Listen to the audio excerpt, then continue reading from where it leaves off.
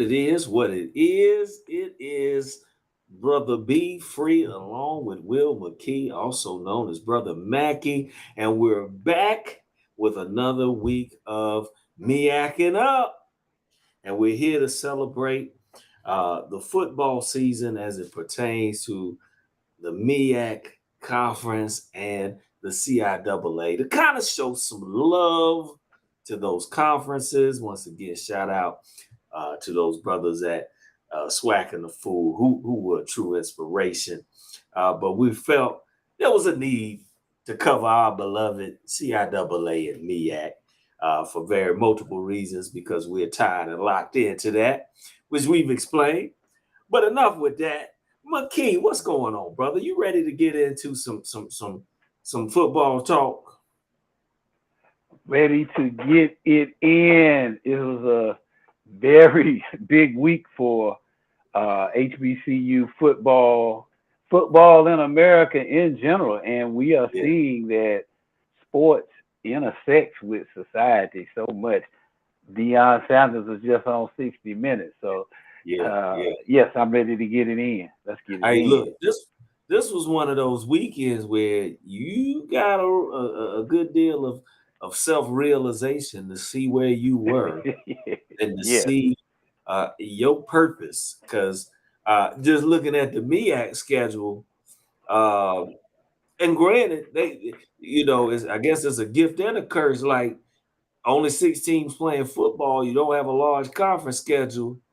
It opens up. You can schedule more money games. You can schedule more non-conference games, especially if you're trying to build up, I guess, the prowess of your program. You know what I'm saying? You put together a tough Mm. schedule. And we've seen that early on. And I was just talking with Brother Ricky. I was so happy the Bulldogs from South Carolina State got a weekend to rest because their season schedule to open was woo. And now we're gonna talk about the Eagles at Central that they went. They said the left coast is the best coast, right?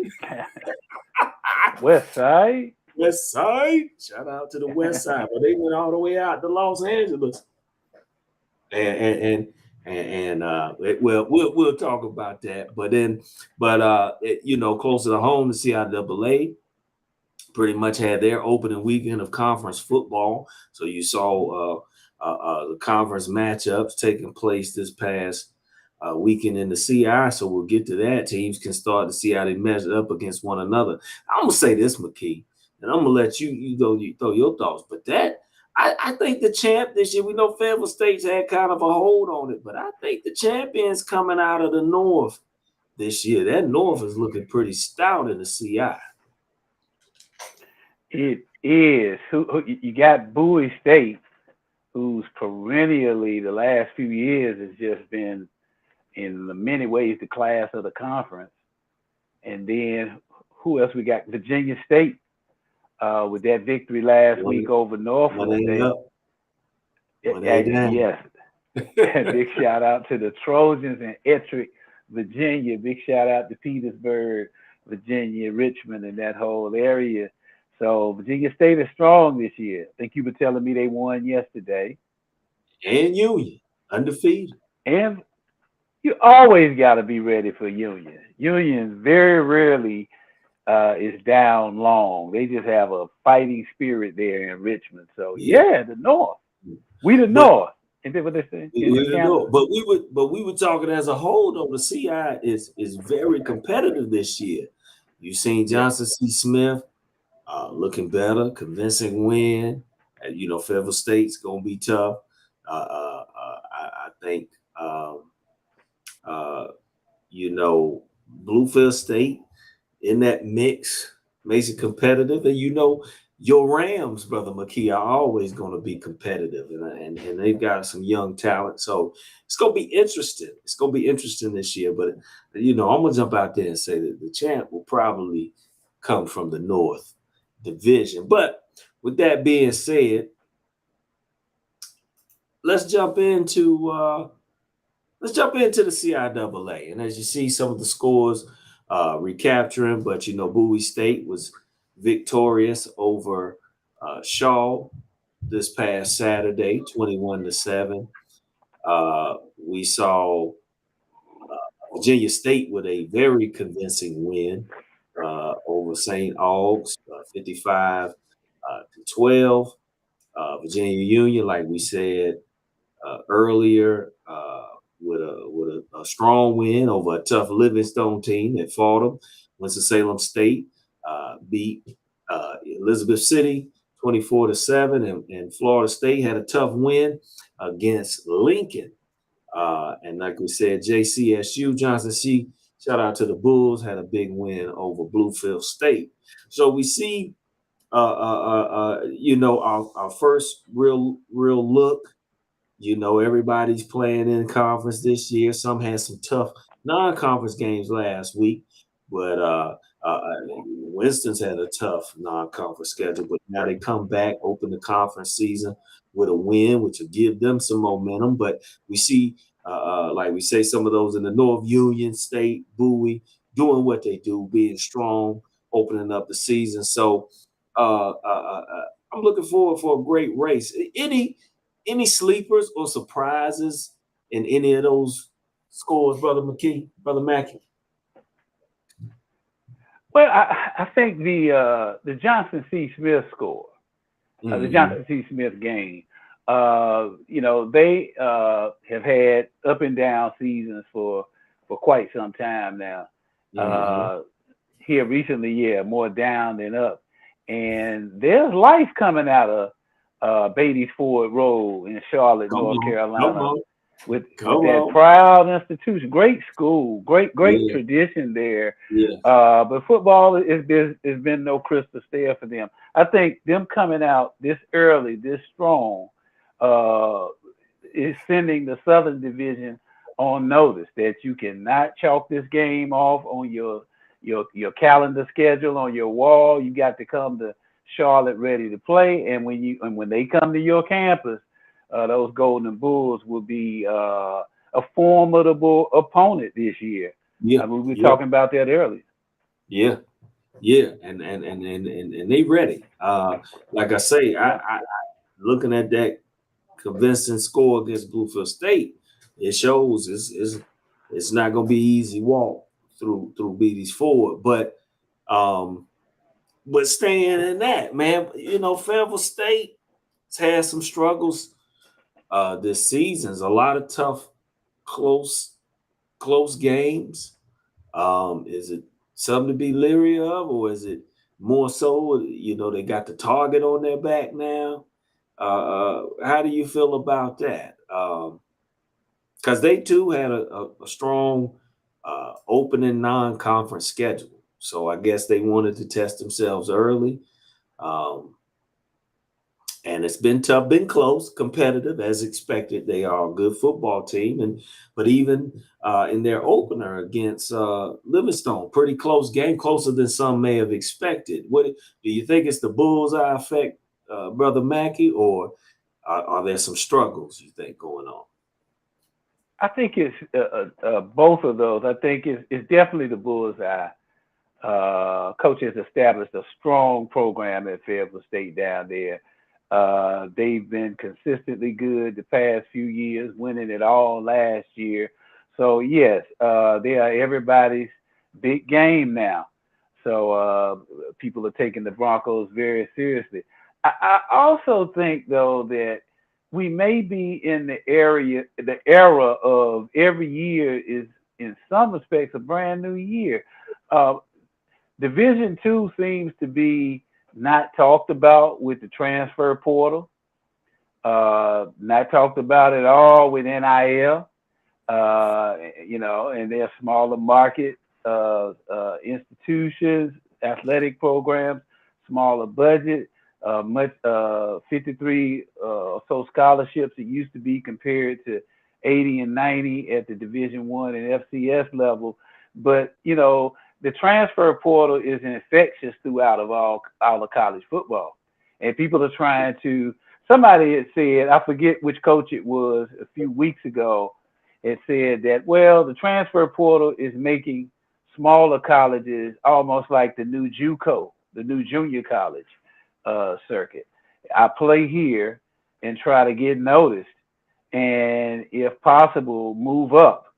No disrespect to where the scholar athlete is, but they're trying to play to move up a lot of times. So hats off to coaches.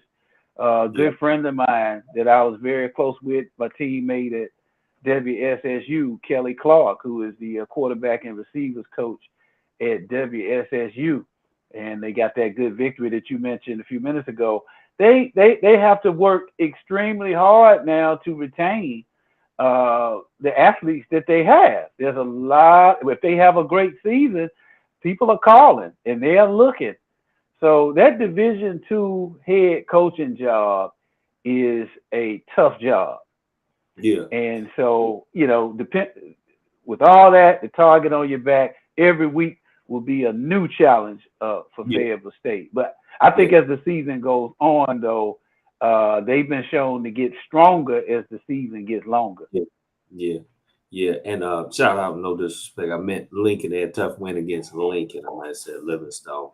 But Livingstone played Virginia Union tough, which might be a shocker. But I think to that point, I think Livingstone, being competitive might be one of those teams that come on as the season progresses that could stir some things up in that South. So I think Yeah. the South might be slept on a little bit because of the dominance of Fayetteville State past couple years, but you know the North will be competitive at the top, but don't sleep on the South. Don't sleep on the South. But with that notion, as we get into it, we want to highlight the game of the week for the CIAA, which was Bowie State versus Shaw. And Shaw, coming off some tough losses. They had a tough loss against my Benedict Tigers a couple weeks ago. Tough loss last week.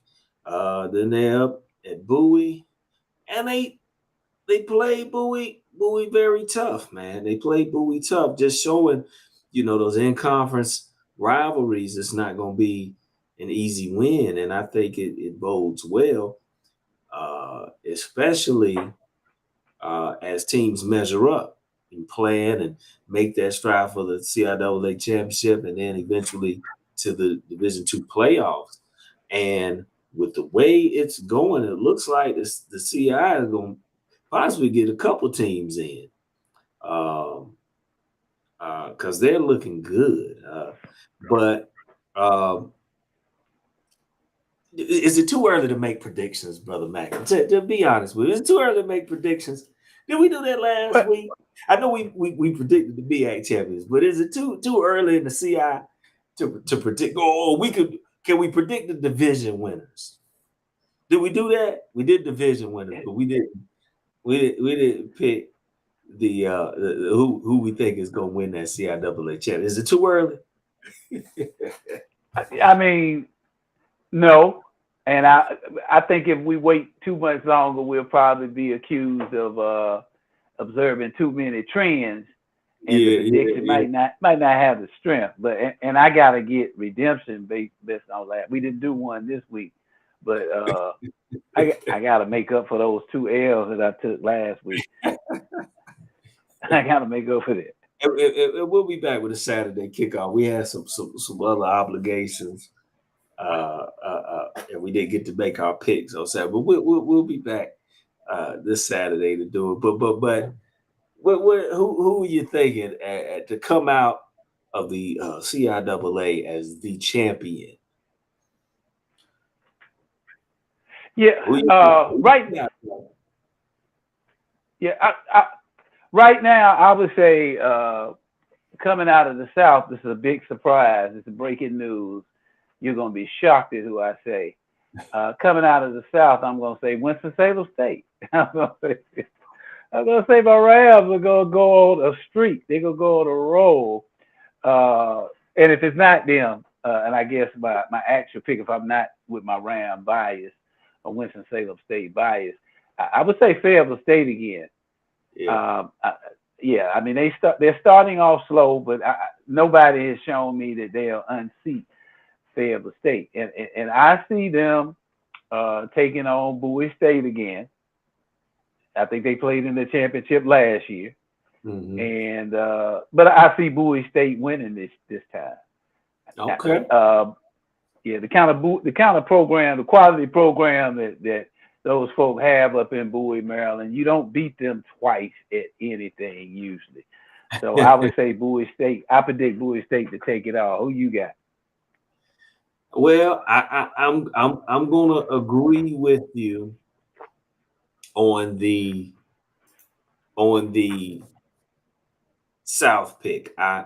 Even though Johnson C. Smith is showing there's nothing to be played with, I still think Fayetteville State, just because I look at the caliber of the preseason schedule, they played tough. But I think this weekend was a tough win that they needed to get the momentum swinging their way. So I'm gonna stay with the Broncos right now. I'm gonna stay with the Broncos for my South pick. But in the North, man, I feel you on that Bowie State, my brother. But I think I'm gonna have to go with the Trojans, man. I'm gonna have to go with the Trojans because they have not Yeah, shown any stumble in their step. I mean, they've been winning convincingly.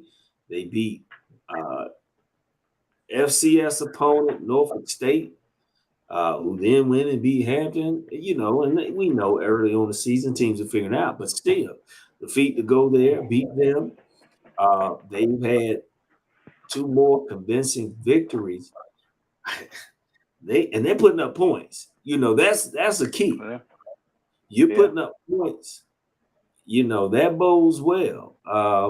So I think I'm gonna go with the Trojans in the North, um, and it's gonna be an interesting matchup. But I'm gonna go with Virginia State to win it all this year. I think it's time for a new champion, man. And No, so I'm gonna pick the Trojans to do it all. I just like what I'm seeing out of them early. Now, granted, things could change with certain injuries or whatever, but I like what I'm seeing. I like what I seen, and it's gonna be interesting because they got a pretty favorable schedule. If you know if you like matchups, but the big game comes the first Saturday in October. And I think that will be where we start to get some clarity. And that is when and they that's go to Bowie, Maryland to take on the yeah. Bowie State Bulldogs. Um, we know that that probably will be their first test. And then we know they end the year, of course, with the rivalry with Virginia Union. But uh, that October 7th game is what I'm looking forward to. I think you're going to have two undefeated conference teams. Bowie has one loss non-conference, but you look at two undefeated teams that are going to try to make that statement um, for that North Division title. So we'll see. We'll see. All eyes are set on that date. I'm excited as we get close to it, but I'm going with the Trojans, brother Mackey. I'm going with the Trojans, man. Not a bad. I mean, that's a good pick too. And I think the Bowie State came to Virginia State last year and eked out a win on Trojan turf. So they're gonna be ready to pay them back in Maryland, I guess, this year. And a big shout out to Stan Luter, our cousin. Uh, we got several points of entry for why we discuss black college sports.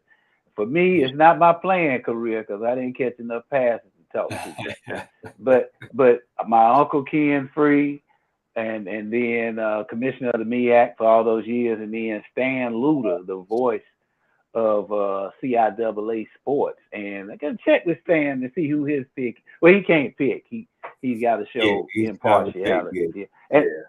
yeah. And big shout out to Jackie McWilliams, the commissioner for the CIAA. She does a awesome job. Her spirit, her upbeat, and her brilliance is just piloting that conference in a very exciting trajectory, in my opinion. Shout out to her and the hard work that her staff does. Yes, true that, true that. Hmm. So with that said, and just want to run through to accent McKee's picks. You know, Fayetteville State, Bowie State were picked 1 and 2 to finish. Um, Hmm. with most picking Fayetteville State to repeat. So it's looking like it's going to round about. You know, Virginia State was picked fifth behind Shaw. Shaw's had a rough Yeah, start to the season, so we'll see how that plays out with Virginia Union running at third. So it looks well, and Johnson C. Smith sixth, and then Winston-Salem State. So you know it's shaping up like that, and you're seeing people starting to rise above it. I think uh, uh, uh, you know the North is going to be fierce, and as long as they don't beat up on each other too bad, I think they'll give Fayetteville State a challenge for that title. So I with agree. that, you know, the picks are in. We gonna see, and we gonna let it We gonna be. see. That's But right. on that note, the name of the show is Me Acting Up. You can find us on the Names Are Not Important YouTube channel, as well as the Names Are Not Important Facebook page, because this is an element of the Names Are Not Important podcast with myself and Brother D. McDonald. So, with that, Brother Mackey, the name of the show Yes, is Me sir. Acting Up. So, let's go ahead and start acting up. Let's start looking at the MEAC. And this, like we said, this was one of those weekends. And the MEAC Yeah. took bumps. The MEAC was fully non-conference, of course, and they got shut out this weekend. Uh, it was a Yes, tough one. they did. You had a couple Hmm. going to play some money games. You had the battle for the right to call themselves the real HU between Howard and Hampton. You had uh, Morgan playing, you know, Baltimore area rival Townsend State.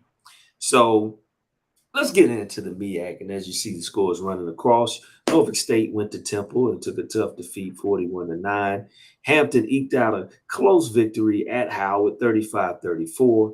The Eagles NCCU took a tough one at UCLA 59-7. Delaware State took a lump at University of Richmond 38-6. And then Morgan State lost a home rivalry battle against Townsend 20-10. And I'm gonna start right there with Morgan, brother Mac. I think Morgan's still kind of woozy from letting that game go against Akron, man. It it, Yeah. it was a tough way to lose a ball game. That's one of those things that's tough to recover from. You know, It that would have is. been a signature win for their program this year. I think it would have gave them that boost to say, "Hey, we can make this run for the Celebration Bowl, man." What's your thoughts, man? Yeah, those losses are tough, as you said, to get past. You got the game locked up. You need only run out the clock and secure this win that does everything you just said for their season. And on almost a fluke type of fumble, uh, then you've lost the game to a historic win. Possibility is out the door. You fumble that chance, pun intended. So to get your team back up and ready for that next against an opponent that's tough either way. Yeah, You know, yeah, you're playing a MAC school, and the MAC, even though it's considered mid-major in the terminology of the tiered structure of major college football, they suffer to no one. They are always going to play hard, Midwest football, hard nosed, and you're going to come away from that game with a lot of folks in the training room iced down because they're going to hit you all night.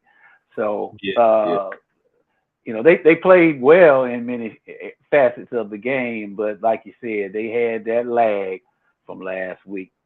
They did. No doubt. And they've got a matchup coming up a couple weeks in Baltimore against Central. But going to Central, and we gonna tumble back to them to talk about this money game aspect. But um, both took lumps.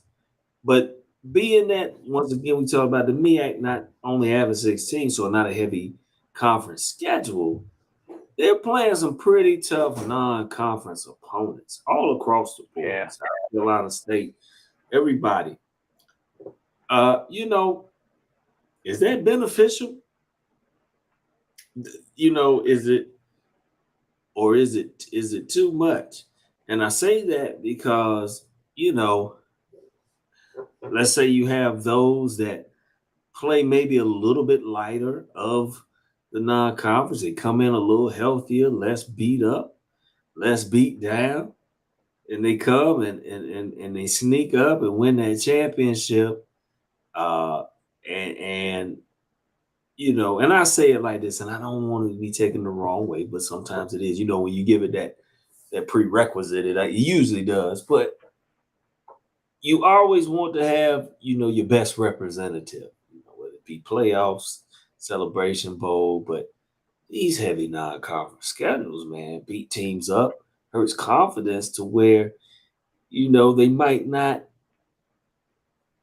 be at their best when it's time to play conference, and then I think it makes them susceptible to some upsets or some losses possibly. Like, I mean, how you feel about that? Like, Well, that's interesting. And Commissioner Free was at the advent of a lot of having that opportunity. I recall those conversations and with those athletic directors, presidents, and the MEAC office, just having the blessing of having an uncle that was in leadership there. It's debatable. Depending on who you talk to in the the FCS HBCU community, like you said, it's a financial conversation. So we can opine all night on philosophical approaches to that. But if you sit us down in that athletic director seat, if you sit us down in that head coaching seat, and I'm looking at a budget compared to, in this case, my other FCS competitors, I've got mm, to be able to hit the road and recruit, send my coaches to Atlanta, and so they could stay a week and don't have to go down there one day. There's a lot of minute details that we won't hash out tonight that make this decision what it is. North Carolina Central made $700,000 by going to UCLA yesterday. I don't know if travel and the hotel and food was included. Maybe some Central Eagles could inbox us or put it in the comments. Maybe they know if that was thrown in. That makes a big difference too. They made $700,000, which is 300,000 short of the Celebration Bowl purse. So let's just say they collect that 700,000. Let's say they run the table in the MEAC, go to the Celebration Bowl and win it. So they're looking at a windfall just off those two games. What 1,700,000 well, to if they their win the athletic. Celebration Bowl, I think they get 1.1. I think there's an extra What couple extra, yeah, see, there's extra bonus. Yeah, if you and win that's it, now purse is up. and Yeah, in yes, and in those MEAC programs, FCS is a challenge. Period. Let me say that too. yeah. HBCU is kind of given this special class for historic and social reasons, and it's very valid. But at the end of the day, they're FCS schools in the MEAC and in the SWAC. FCS is a challenging level of sports to raise Mhm. money for, Yeah. to find donors. So, if you're not looking at that individual school's spreadsheet budget, you Mhm. really can't say if it's worth going to Michigan to make $900,000 and lose 67-3. Yeah. North Carolina Central lost yesterday. We thought they would play them tougher than this, but when you're playing schools with 88 to 92 scholarships, Hmm. you're over there with a 58 or 59 or whatever the FCS Yeah. level is. Yeah. Let's just say it's hot that day. Yeah. Your depth chart is it gets Yeah. real slim pickings real fast, and that score can just do things. So It's I'm gonna say I'm gonna play it. It depends on your school situation. If your yeah. budget is pretty solvent and you're doing better than you have before, and you can just play every school you have a chance to beat, why not? That helps you with the playoffs and everything else. But some of these schools need They need it. a I, booster shot. I get it. And it might be different if they were maybe in these smaller towns where they're the big game in town. I Yeah, look at some of those schools, like Eastern Washington, North Dakota yeah. State. They're the biggest Hmm. game in town, so the community supports them. It's tough anywhere you are in North Carolina because you have the big three. Well, the big four. Let me throw Wake in there. I'm Yeah. sorry. You have the big four with Hmm. the status of the ACC. So it's always tough in North Carolina. And then A&T has done pretty well because they're the only game in Greensboro who has football. So they get a little more of the community more so than maybe a Delaware State might. They're competing with the Right. University of Delaware. Yeah. Norfolk State is competing with Hampton, uh, you know, Old Dominion, all these other schools in that area, William and Mary. So it's hard to get those the community rally. Um, but I do feel your point, and I think it's a tough level to be because you don't get the big TV contracts that support a lot of the major five conferences, which keeps them relevant and which brings more of the advertisement dollars and the donors. And then to your point with the scholarships, man, look at how many schools get private donors through endowment funds to give extra scholarships for athletes. So you got some that might not actually be on the athletic scholarship, but they have a scholarship that is for athletics through So, another donor. So so because they yeah, have those funds, go ahead. it's that intersect. I'm glad you brought that up with race in America too, with what you're describing. I worked for the Phelps Stokes Fund for many years, and they were one of the early funders to HBCUs. They were a rich white philanthropic family out of New York, Tuskegee, Tennessee State. Uh, they were integral to the founding of those schools and the funding of those schools. So one area in this country where the needle has still not moved, and in some metrics has gone backwards, where race and per capita income of African American citizens in this country, which is who these alumni bases at a HBCU comprise of. It African American graduates for the most part that don't have disposable income to the degree, don't in too many cases don't own a tire plant somewhere where they can just write off a donation. It's very real. And it's the fascinating part of how athletics always runs into society at some point, whether it's Jesse Owens at the Olympics in Germany, whether it's the protest in Mexico City, or whether it's Prime, Coach Prime, with a clash of culture in some respects, but in some respects, just a cachet of NFL par excellence. and money, culture, they collide all the time. This is another case. If you don't know the context of the budgets that Southern University, Virginia State University, we'll keep it one AA FCS, North Carolina, and if you don't know their budgets and you don't know how hard it is to make those ends meet, then you really uninformed on discussing this subject with accuracy and realism, because they you don't go anywhere wanting to be beat 63-7, and hopefully you won't be, but it can happen. But you're trying to keep a program competitive, and football is one of those sports that facilities, uh, the quality of your uniforms, the quality of your training table in the cafeteria. These things cost to travel, and athletes who come in with that swag, they want to play at a place where they're going to be taken care of materially. That's not my opinion. That's how things work. So it's not an easy call. I imagine we'll be discussing this, debating this time next year after that second or third week where these money games are played and those scores roll in. It's not easy. It's not easy.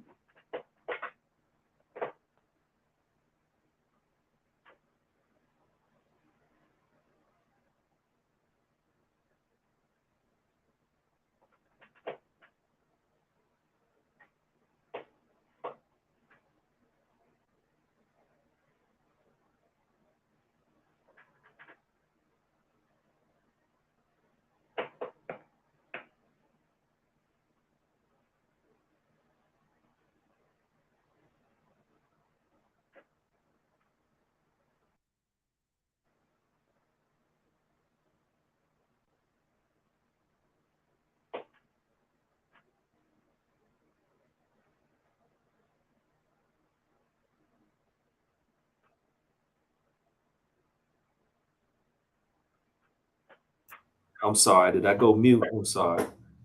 I was sitting there running my mouth. But I'm gonna flip the script right quick, McKee, and I want to give I you. know you so well. I know what you were saying. Yeah, yeah.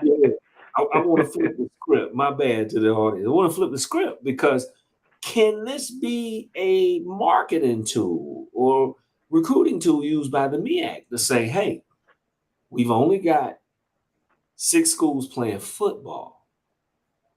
So with this, number one, budget wise, you can play 2 money games. Usually teams play one because they don't want to get too beat up. But now you say, hey, you could play 2 money games. You can put some lower level teams on the schedule to kind of balance it to get momentum. And with these scheduling opportunities for money games, hey, that might help as a recruiting tool to get players to come there. Hey, look, we playing Michigan and UCLA in one season. You're gonna be on the big stage. Can they flip it like that? Should they flip it like that? Should we be looking to? Well, I ain't gonna say we because I'm not in the athletic office or playing, but should they use that as a tool to say, hey, we got to get some funding? Why not? You know, our end goal is the Celebration Bowl. So hey, why not? If we got a chance to go out and get 1 million and some change with a couple of money games, and then we're still a contender for the Celebration Bowl where we possibly could win. Hey, let's go get it. And I'm telling you, talk about perfect timing. Oh, there he go. Ladies and gents, it is none other. I'm going 3 screen with it. It is the man, the myth, the legend. It is that brother, Mac, for Mac and Free. Names are not important. So, brother Mac, you came right on time because we're talking about the issue of these money men and the budgets of these schools and how they're maneuvering that. And my thought is, I want your take on this because I love your mind. Okay. Can the Let, MEAC use this and the schools in the MEAC because they only have 6 teams playing football, which means 5 conference games, right? So they Right. have room to have a lot of non-conference. Is it advantageous? Can they flip it and say, hey, look, we're going to play 2 money games in the regular season to make money. Okay, let's keep it at that. But also, hey, we could tell the kids, hey, when you come here, hey, we're going to play Michigan and Washington State. Every year you're going to be on the big stage. Can they use that as a recruiting tool? You know, or it, is it like, oh, that's just too much? It's too much wear and tear. It's too much. What do you feel on that? I I think they can. I think that the fact that even though Central went out and got shellacked this weekend, unfortunately by UCLA, I think You had to there's say all room that back to then. do so. What He they said that it. He said that it score was hard. that score was 59. It was disappointing. Yeah, That score was 59-7. Though. Yeah, that Can was you make rough. it? you said like, Can you at least make it 59-21? It was 59-7. That's a quintessential shellacking. But I think with names in the MEAC, like a Central, like a Howard, like a Norfolk State, like a South Carolina State, I think they have enough local connections to make that possible, as well as because again, it's a draw to be able to say you saw what happened with App State. They just played Carolina. That's a 4-hour drive from App State for people who don't know that. Who don't live in North Carolina, it's a 4-hour drive, but it's still close enough, and it gave App State a benefit. But to your point, App State wasn't on the map until they played Michigan and beat Michigan, and now people know more about App State. So I think the more opportunities they have to go into a big well, that yeah, and yeah, that motivated them to the push to move up yeah, to FBS absolutely, absolutely, because they were competing at a high level. Yeah. that's what pushes it. So I think the opportunity is there, and it brings more opportunity for a MEAC conference or CIAA conference to get better talent just by being able to go out and play against them. Now, playing against them is one thing; being competitive is the other. And that's where that model for what App State did is important. Like don't just go out and play them because I don't think kids going to Central because they played UCLA. They would have at least had to be competitive. Like I said, 59-21 Yeah. competitive.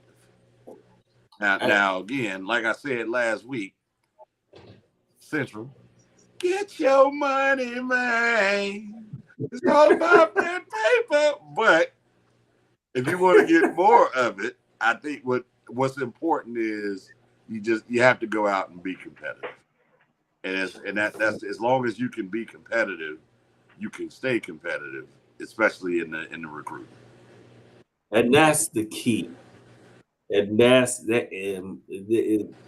I often don't try to agree with him on these platforms when we talk in sports, but I totally agree because I think that's where it backfires. Because kids might say, "I ain't, yeah, we playing Oregon and Carolina, but I ain't trying to go out there and get beat 60-3."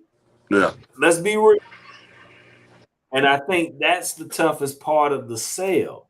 I mean, economically, hey, it's a good sale. We got room in the schedule to go to Boise State. We got room to go to, you know what I'm saying, Oregon State. But in the end, is it truly helping your program build up and expand?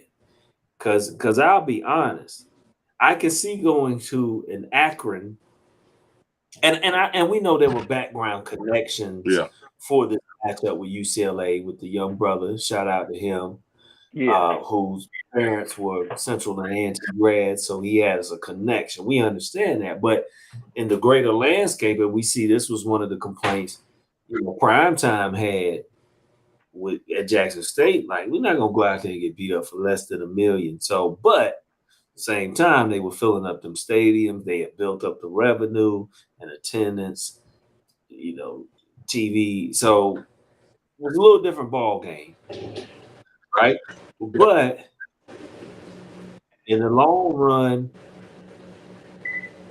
Would it be beneficial if you're not competitive? And my thing is, if we're gonna get the money, man, I think we have to be wise about it. And it might be, hey, we play Kent State and some others we might can hang with, and still, instead of getting the 700, we might get the 400 or the 300. But at least in that sense, being having competitive showings, I think it helps with recruiting. Yeah. So it's we talked about this. Well, I brought it up a little while ago, and I'm gonna ask the question again. Are y'all familiar with Bishop Sycamore? No. All right. No, So there's a sir. scandal that happened behind Bishop Sycamore 2020, 2021, where this guy started basically a fake high school to be able to compete. Oh Part of the yeah. reason why I say this is he was able to convince all these parents to bring their kids to this fake high school, and they went out and they were able to compete. Well, they got a ESPN game that aired against IMG Academy out of Bradenton, Florida. Now, this team is out of Columbus, Ohio, and they played in some games. They played a team called Washington Massillon out of Massillon, Ohio. They lost that with 55-17. Then they played St. Ignatius out of Cleveland, lost 65-3. Then they played Aurora, Ohio, team out of Ohio, 58-10. But then they went on and they played against two other teams. One was St. Edward out of Lakewood, and they Oh played yeah. that one competitively. And then they played another team called Harding out of Warren, and they played that one competitive. That got them aired on ESPN, where they were like, "Oh, this team must be legit. They just played and played competitively." They went on to play IMG and lost 56-6. And it looked so bad on TV, they had the ESPN analysts then questioning whether or not this team was a legitimate school in the first place, and why is ESPN having them here against IMG Academy? The reason I'm saying it like this is because that team got aired in attention because they were able to play competitively in a couple of games, which then led them on to being able to get picked up in a game by IMG Academy. Now, that season got cut short because once IMG tossed them out, everybody was like, this team came like this. There's no way this is a real team. I think I remember watching Yeah, that game. like Yeah, it was bad. But I what it do remember shows that too. is, Yeah, because I was saying the same thing. yeah, and it just shows that if you're able to compete, and they went, and actually I think they went on to play Stowe Rocks out of Pennsylvania. That game was 19-7, and then they went on 2 days later. This is the reason why it was such a scandal, to play IMG Academy, and they lost that game 58-0, and it was aired on ESPN. So everybody was willing to air it because they played Stowe Rocks. Stowe Rocks is a well-known school out of Pennsylvania. They played them to the wire, turn around 2 days later and play IMG Academy and get blown out to the point where, and my point is, because they had that game prior to, that was competitive, it gave them the opening to play on a national stage. And as long as these teams in the MEAC are able to be competitive on the national stage, their opportunities on the national stage will get bigger. Otherwise, they'll get seen as tune-up games. Like, the winning part is important too. You don't want them on Alabama's schedule where Alabama's already checking the W before the week starts. Like, you want them Well, shaking a little bit. and I'm gonna let McKee tackle that, but that's the struggle, though. Can you be national stage on the FCS level? Yeah. We kind of hit on that a few minutes ago, why it's tougher on that level. But go ahead, Mac. No, I want to hear McKee's take on that. Yeah. So you know that thing of competitiveness. What builds competitiveness? must be the money because it I just saw a SWAC school that I won't name. They had a big discussion about locker rooms, facilities. Facilities are not paid for by wishes, dreams, and hopes. Facilities are paid for by dollars. So if you look at, for example, Appalachian State, you mentioned it. Endowments are always good places to start, in my opinion, for looking at the financial, economic wherewithal of an institution. You got Appalachian State in a resort town, and there, I think, last, remember their endowment, something like $150 million. And you're looking at North Carolina Central, who's a very big HBCU, with an endowment of right around $50 million. That's 100 million. If my math is right, and I'm not a mathematician, that's 100 million. That's a gulf. That's the kind of gulf that will show you why one institution is able to scale up to be competitive, as D is saying, to be Division 1A, because that 150 million denotes business owners, per capita income on a different scale than North Carolina Central. And North Carolina Central's endowment has grown rapidly in respect to its context. Right. So I still say that mama may have, papa may have, but God bless the college that has its own. If you don't have, these people are going out and taking these money games in desperation. And like, and you're taking a team to these places, to these bigger markets, and you don't have the depth.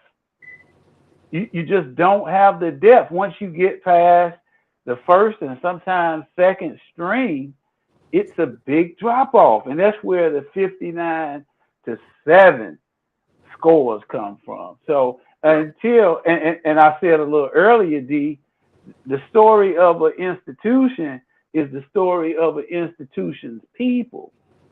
So if an institution's human the per capita income of African Americans, lack of disposable income, this is not excuses, these are facts.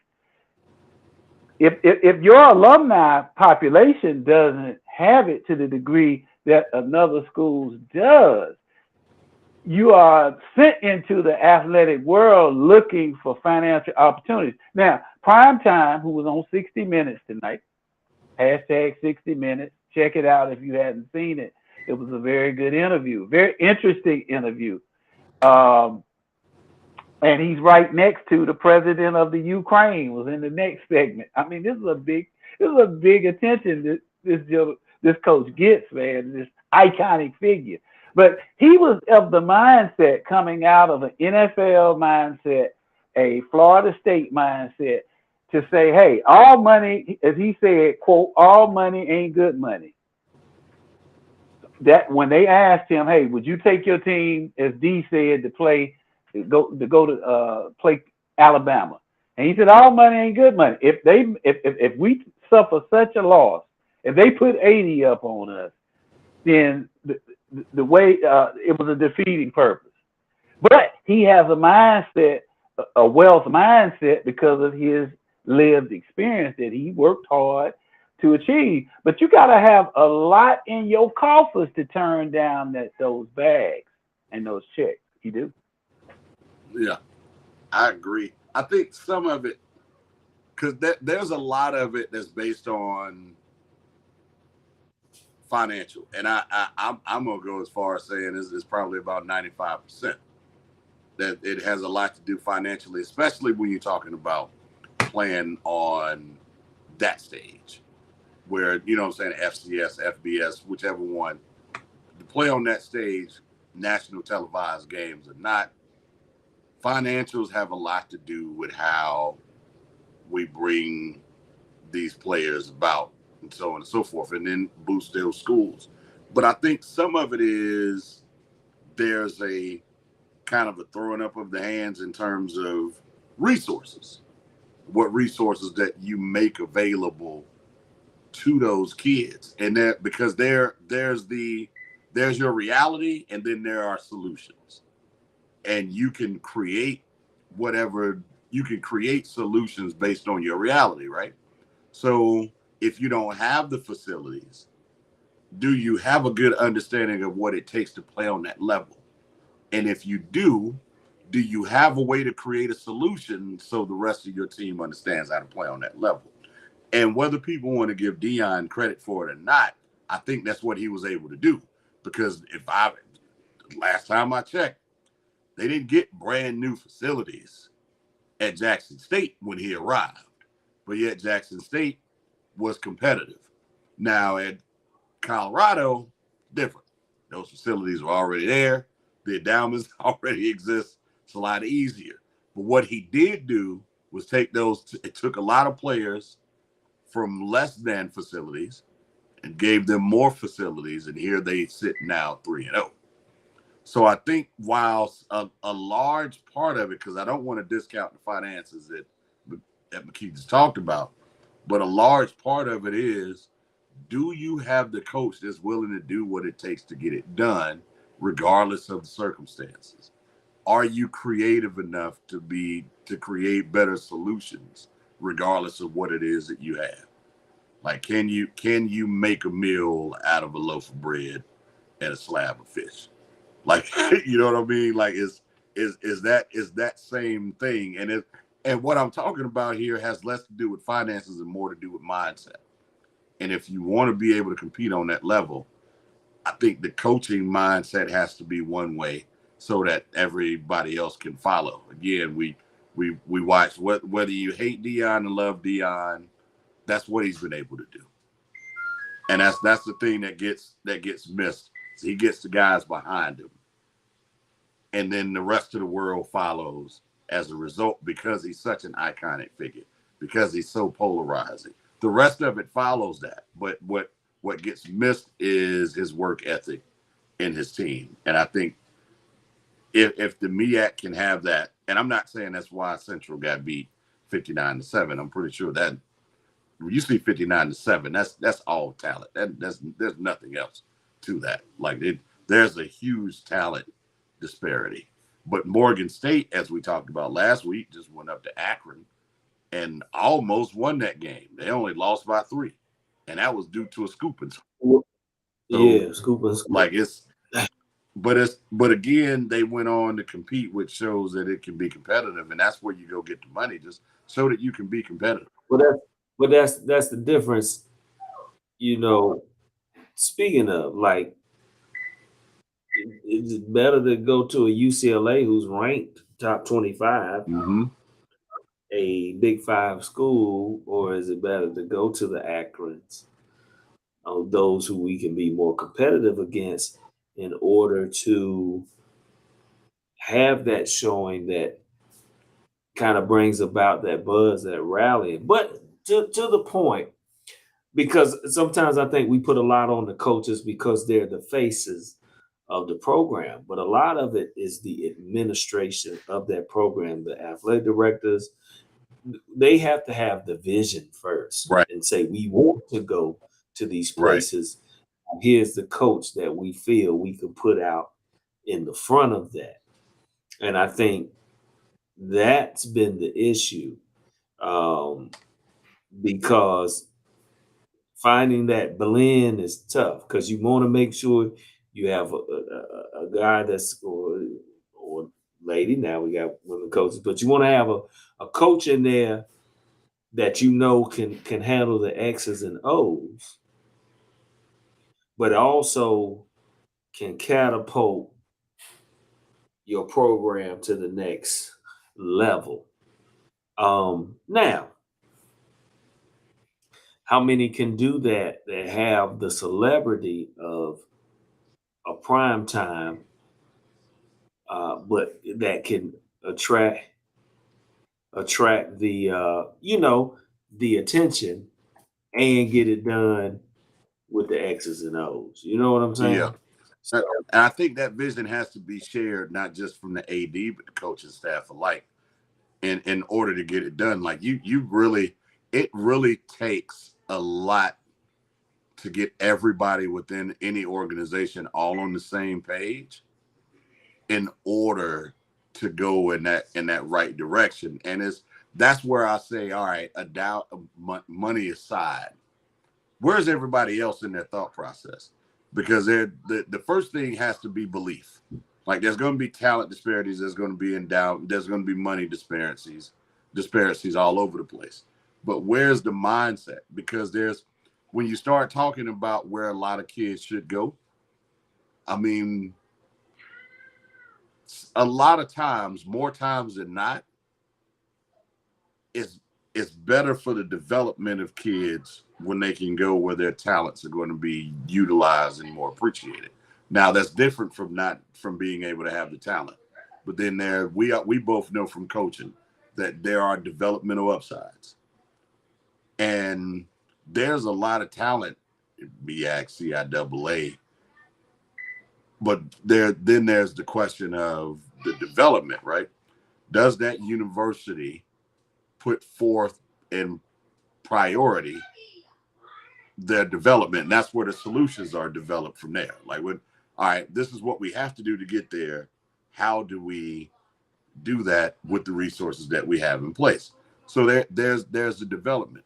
And that's where the question gets answered to me about, do I send my kid to this school based on, I think it won't just be the opportunities by itself. It's how we're developing so that we can get the opportunities. And that's across the board administratively. Everybody, coaching staff, ADs, everybody have to be on that same page in order to do it.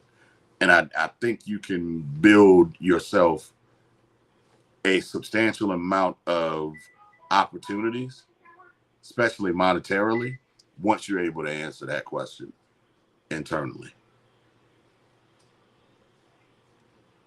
Now, what I would say real to that though, I would say that the things that y'all have named as far as the creativity, the vision, the foresight, I think all those things determine how good you're going to be at FCS level. Yeah. Those things can impact how you do on your level. Yeah. When you're talking about going to play, y'all know how much money is in UCLA that where you can pay North Carolina Central $700,000 and not miss it? I mean, yeah. you're talking about going up to D1, and when we were in college, you know, D1 schools were given 80 to 90 scholarships for football, and the limit for 1AA now FCS was like in the 60s. Yeah. And then Division II limit was in the 32 or 33. So you take 60 athletes on a travel squad to go to play at UCLA and in the hot weather, and those 65, no disrespect to those scholar athletes that have much more value than how they run up and down the field. But those 65 are not UCLA's 65. Right. Not to mention the depth drops off from first string to second string. It's a big drop off in FCS. So I just personally, from what I've seen, I think what y'all are saying matters a lot to having a top tier FCS program if you're North Carolina Central or if you're Alcorn State. The leap to be competitive with the SEC, the ACC, those Power 5 folks, it takes an infusion of infrastructure, revenue, cash to sustain a football program. I think with basketball, you possibly could get lucky and land a sub-Fab 5 or something that might come to your school and, you know, make a big difference. But with football, it's just so many numbers. It's just so much equipment. It's just so much on facilities. It is a money game. And I just, from what I see, you can't reduce it to ideas, or different things like that. For example, even Jackson State under Deion Sanders, they beat Campbell at the end of the game, barely, Yeah. Yeah. and lost in the Celebration Bowl to North Carolina Central. So as good as he is, as good as he was then, he was even at a loss with, hey, and the first thought is to the Jackson State University administration is y'all got to support me more. But if you look at those budgets and what Southern Miss has versus what Jackson State has just to work with, it's a different deal. And that even factors into what kind of administration you're able to bring to your institution, what kind of coaches you're able to recruit and retain. Once they do well, they're usually gone. Just like Deion Sanders. If they knock it out the park, somebody's coming with a bag that they can't refuse. And if prime time can't refuse it, and he's with Aflac and Subway, he's got checks, NFL Network or whatever. If he had to take it, John Doe, who's coming up from probably humble beginnings. Now I'm a coach, and LS, somebody offers me $4 million a year. It's just tough sledding, and I think. And I'll close by saying it's a real decision with FCS, white or black, and in this case, HBCU, FCS schools. That is a tough decision because the shellacking that D talked about can happen. The shellacking, that thing can get really ugly really fast. But you felt like you had to take the bag, and you wanted to give your kids a good picture was seeing Tennessee State's team walk around Notre Dame's facilities, the football field, and just kind of check things out. It was a great exposure for them. Y'all are coaches. We want to expose our kids to bigger possibilities and other things, but at what cost? Tennessee State rebounded really well. I think they won this week. I think they beat. It's slipping my mind who they beat, but they won this week. So Notre Dame, they didn't suffer too many injuries at Notre Dame, so they won in fine fashion this week. And they may be a better team, from playing Notre Dame. I mean, you never know. But it's so. And I got to ask this question because I often wonder about this. What is the difference? Because there was, you had big names in HBCU sports like Clarence Big House Gaines, where you had people who are coming from all over the country to play for him. What do you guys think the difference is from then to now, to where you don't hear as much about the respectable name? And I mean, you had the Grambling State coach too, which his name escapes me. So you have to forgive me, but that was a big name. Eddie Robinson. Matter of fact, Eddie Robinson. Come on, man. Was like you had those big names in HBCUs that brought the talent, and what's the difference between them and the coaches that we have now? Like, were there more resources at WSSU during the Clarence Big House Gaines era than there are now? Was it more equal? Like, that's a real question. What is the difference now? Well, I'm gonna answer that twofold. Number one, you don't see many coaches staying at places as long as they did. Because you move now as you move to the next hottest thing. And a lot of that is because when they started, they didn't have many opportunities anywhere else. Right. The other fold of that is still to the point of it still was, even though it was integrated, there still were limits to how many places the blacks could go and in what number. So many of them still went to our HBCUs because that was the best opportunities. So you still were getting top athletes up through the 70s. It didn't really kind of tailor off until about the 80s, where you started throwing more shoe money and contracts and everything into the mix.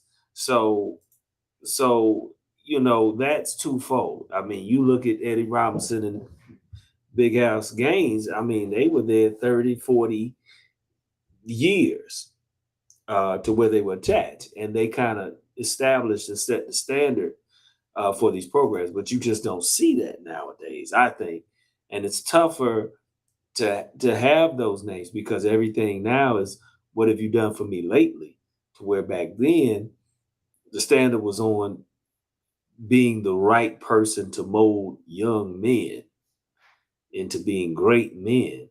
Yeah, we want to win, but it didn't have the penalties that it has now if you don't win or if you have a string of bad seasons. You're not right out the door. You're not on the hot seat. so so now it's it's it's a culmination of those things, I think, and that's why we don't see names getting established. Like now, the names we see are those that have teams in national championship contention or are always winning, and now they get the name and they pave. They can kind of pave their own path on a journey. Okay, you won a national championship, so we ain't gonna rush to get rid of you if you have a bad year, or we're gonna give you a little extra time because you've done this for the university. But oftentimes you don't see that on the HBCU level anymore because if you're not as successful now, they like, oh, he gotta go. The fans and everybody's impatient now. Microwave You know, society, Uh, it large is. part of the yeah, problem. Yeah. and, yeah. I'm glad you. I agree with everything you said, Ben. I'm glad you brought that up, D. That's a great question because so many people don't have a clue on why not now. And I think your question is so important as you even the context of with prime time. It like being said, Big House comes to Winston-Salem State pre-integration. Eddie Robinson comes to Grambling pre-integration. As being said, you couldn't go to LSU then. You couldn't go to App State then. So you're gonna come to Winston-Salem State or Johnson C. Smith. It's gonna have if you want to coach.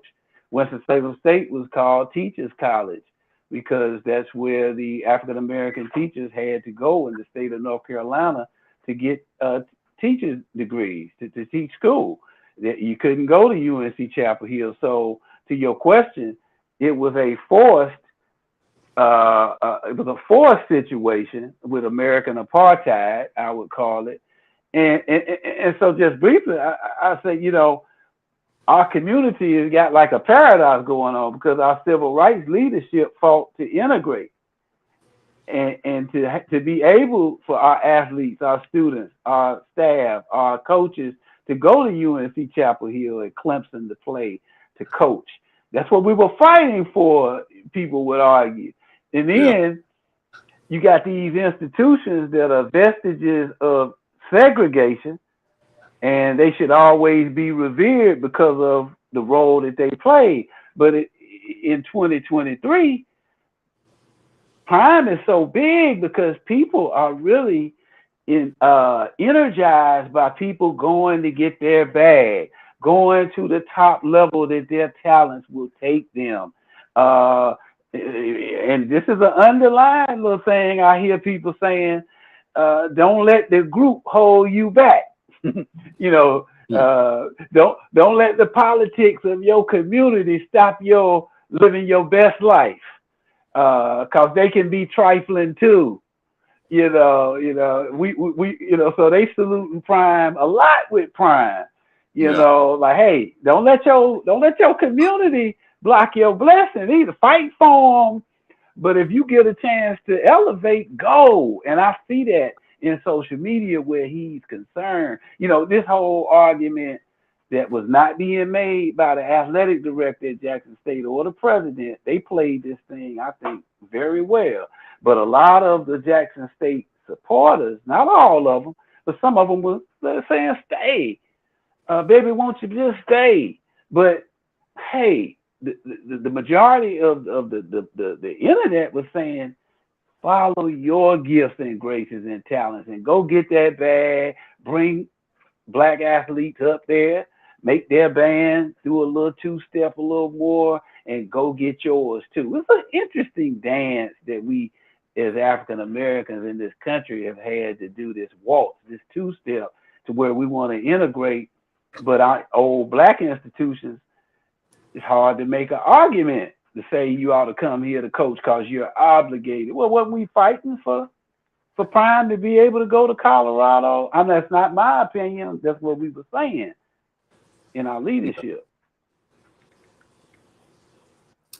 Excellent point. Excellent point. Yep. True that. And that's the catch 22, as they say. Yeah, it You know, is. you fight for it, and now you know with the lack of resources for whatever reason, or the disparity in resources, it you know you see the effects of it, whether good or bad, however you measure it. But you're going to see more of that, like they call it, brain drain.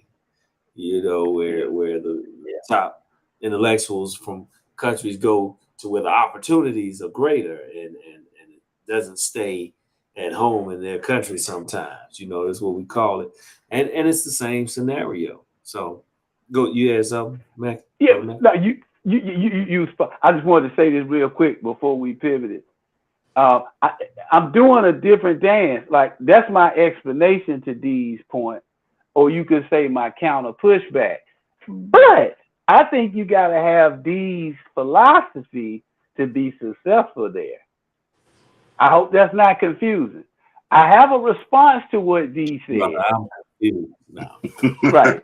I, I, because everything's so monolithic on these shows nowadays. You got to see it this Yeah, way and ride with that, Right. or you yeah, waffling. But that's yeah. my response to D. But I think D's mentality and his approach, that's what you gotta have to go to our places and be successful. You cannot go bogged down by what hadn't happened yet. Like sometimes we go in and it hasn't happened to us yet, and we already counting it like it did. You got to push that stuff out your mind and say, yes, we're at Morgan State, but we don't have any barriers. We don't have any limits.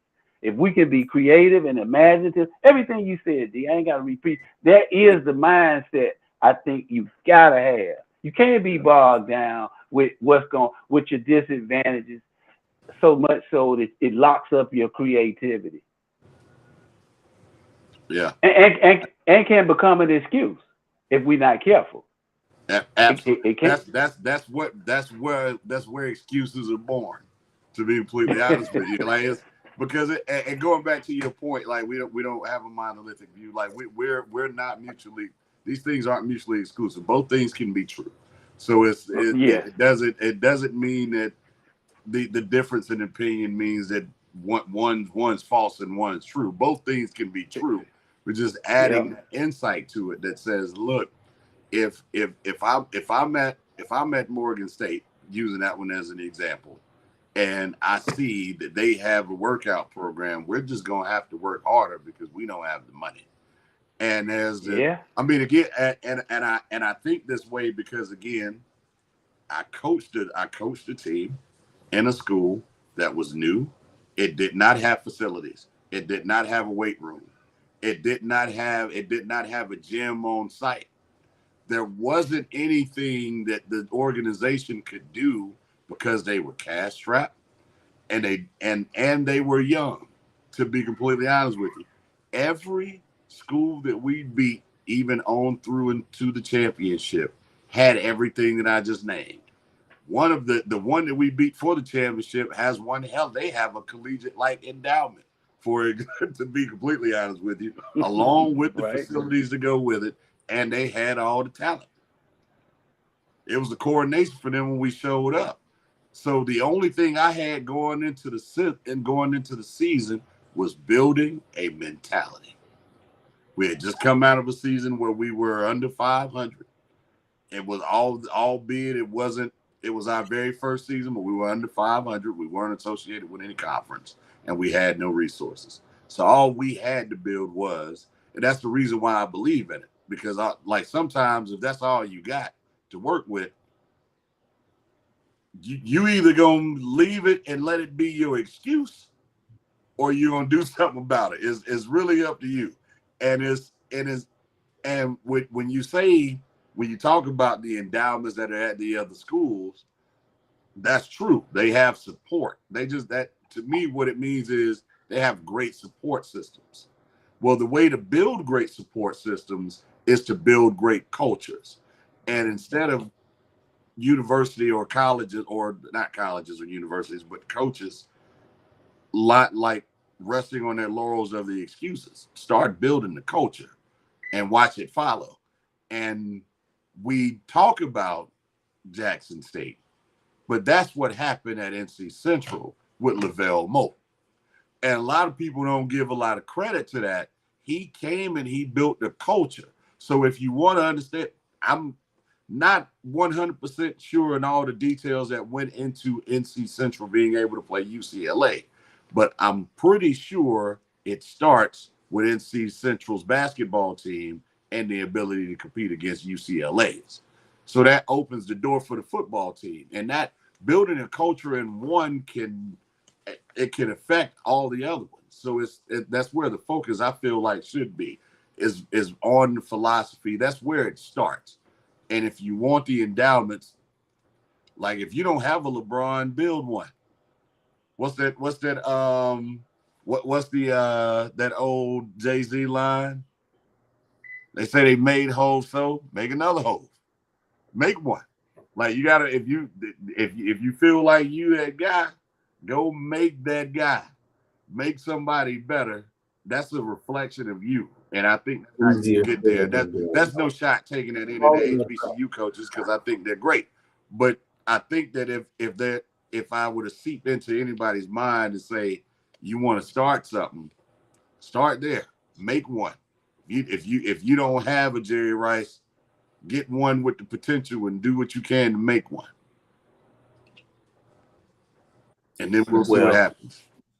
shout out to Valley State in the swag Jerry Rice comment. We got okay. Shout out to Mississippi Valley State. So Again, look, as we I'm glad you said it, because that's the point. Like again, an hold on. HBCU had Jerry Rice, the greatest wide Hold on. receiver of all time. Mhm. Go ahead. Don't be cutting me off like You that. know what? Yeah. I'm sorry. Say something will come out of my character. Okay. I'm sorry. Uh, but anyway, that's how we flow, y'all. If y'all ain't caught names in our report with Mac, y'all Please need to, check it out. because we being kind of nice, because you know what I'm saying, we just getting. But anyway, there's another. We gonna get into that later. But as we wind it down, one thing we like to do um, is go beyond the lines of the field or the court, and we like to also highlight the excellence of the institutions as it pertains to the academics and some of the things that they're doing to change the world.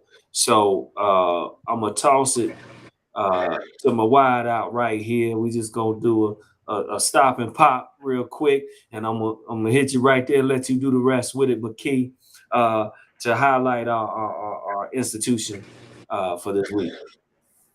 Yeah, and before I do that, please, I'll echo that. Go check out Names Are Not Important by Mac and Free. We are extremely cordial tonight.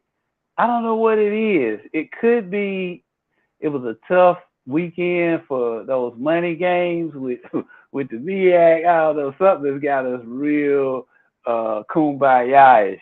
But hey, We but it felt is the what it beat is. down. We felt the beat down as well. Yeah, we felt it. We felt it. So Contact yeah. PJ.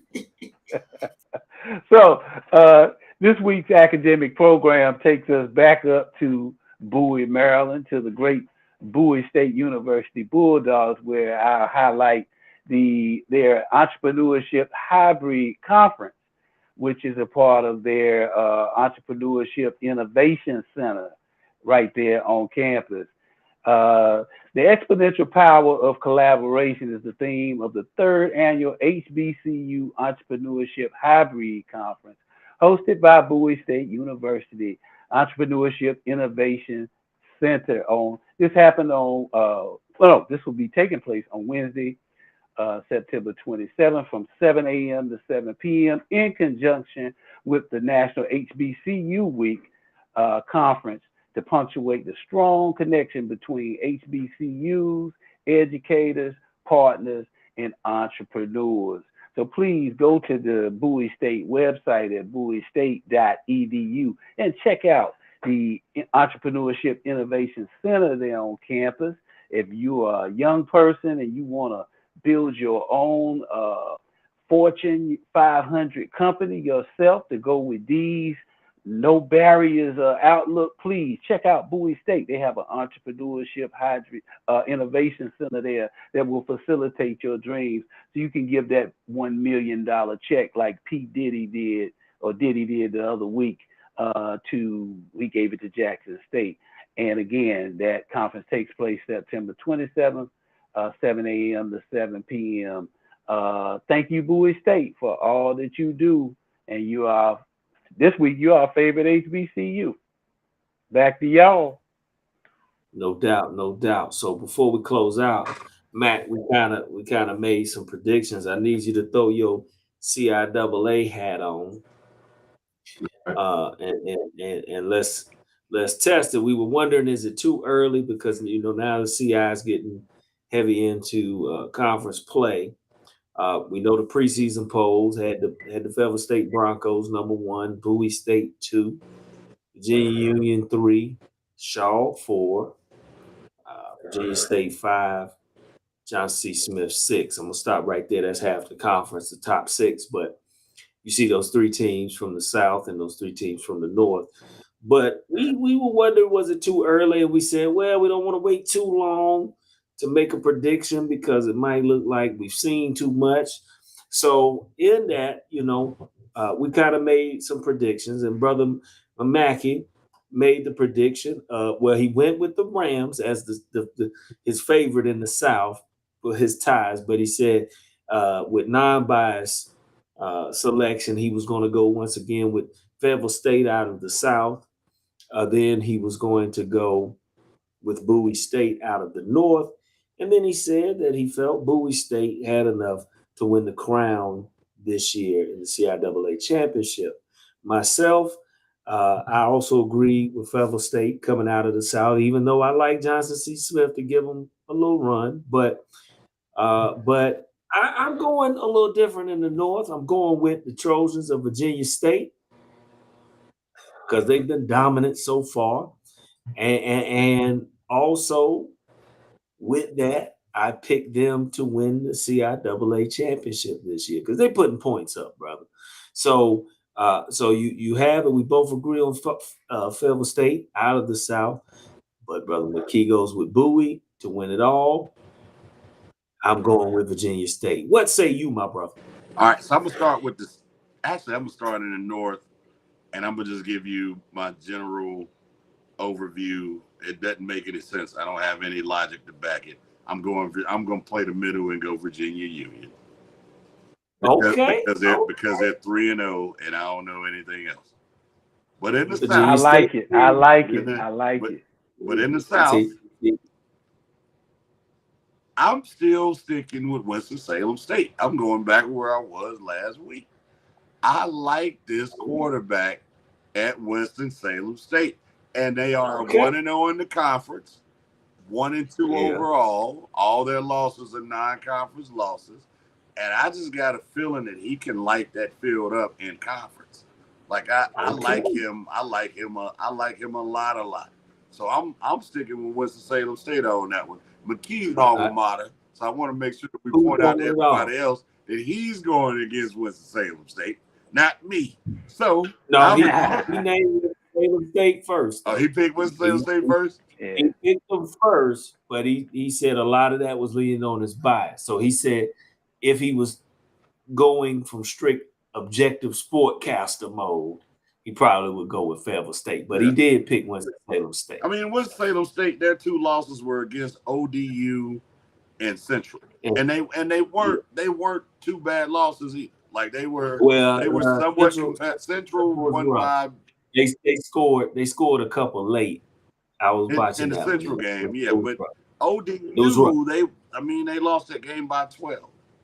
But that was ODU, the Ohio Dominican University. Oh my God, Ohio. you're right. You're absolutely right. That wasn't ODU. No, they still wrong one. Good. I got the wrong. I got the wrong ODU. My bad. It's a tough. No. But it's a tough non-conference schedule. Yeah. And I think they're going to be better for it, like you say, because they got a young team, young quarterback who looked good. Yeah, he looked good. And he just lit up. He just lit up Elizabeth State. Yeah. So who do you have taking it all though in the CIAA championship between Winston-Salem State and Virginia Union? So I don't have Winston-Salem State taking it all. I feel like they can, but based on what I've going with based off what I've seen so far. Well, you got to go with you. You said they're gonna win the North, so if it ain't Winston-Salem State, yeah, I'm gonna go. Yeah, I'm gonna stick with Virginia Union because they. I mean, on record. I mean, they. I think he was trying. Now again, I don't. They beat Livingstone.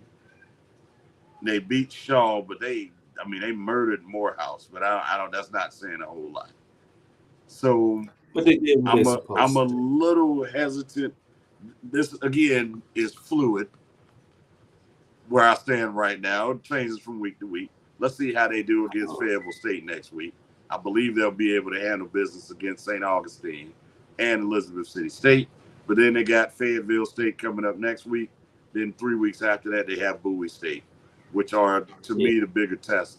So it's fluid. Let's see how they handle against Fayetteville State. I may change my pick. No. Oh, it's fluid. I wish I had the little boo button. It's fluid. I boo. Watch it. I saw a tomato fly past your ear. Hey, look, we're not taking this back, brother. We're not taking this back. This is where we stand. We might let you make one adjustment. I'll stick with it if I got to. But because in the next, let me say this: we'll come back in about 4 weeks and go with a final for sure pick. Because by that time, some of the top of those divisions will have played each other. You'll have a measuring stick. You'll kind of see, and then of course, when we get down to the championship game, we'll see who's in it, and then we'll make another prediction. So, but this is where we start preliminary. This is our preliminary. Yeah. But it's all good. It's all good. But on that note, we're gonna wind it down. Any final thoughts y'all want to share before we break out? Thank y'all for watching. No doubt. No doubt. Brother Mackey. Yeah, thank y'all for watching. Thank you for tuning in. Check out Names Are Not Important on Facebook. And what are other platforms we can find us? Instagram, YouTube. YouTube is the primary one. Like and subscribe. We'll have new episodes. Mac and Free on Instagram. Names Are Not Important on Facebook, and then Names Are Not Important on YouTube. And let me say this real quick. Go ahead. Let me say this real quick. Y'all, we've said a few things about Morehouse and their football program. Made a few little chuckle joke. I did not know that Dr. Mordecai Johnson, who is one of our luminaries, and I think he went on to be the president of Howard for years. He was a mentor to Dr. King. He was a quarterback at Morehouse. So Morehouse has had the most intellectually gifted quarterback in the history of all of football. I just wanted to throw that in. I saw that the other day. All right, Ben. Peace to Morehouse and the ATL. If we gonna do that, then I gotta give a shout out to one of my master teachers who was a defensive back at Morehouse, Dr. William Gunn. Shout out Dr. Gunn, Benedict College in the house. Dr. Hey, Gunn. and that's where I wanna that's where I wanna give my final shout out to my Tigers. 3-0. We finally gave up a touchdown. We still won 48-7, 40. I can't remember. But we did give up a touchdown. And next week, we coming to Murfreesboro, Shawan. So y'all get ready. We're coming up there to handle that business. Because y'all should have stayed in the CIAA. But we ain't gonna talk about that. But anyway, but as for MEAC'n UP, man, we appreciate everybody joining. Go check us out. Like, share, and keep telling everybody about us. But until next week, MEAC'n Next week UP. I have lights and I'll be on time. I hate technology. It's all good, brother. And with that, we out.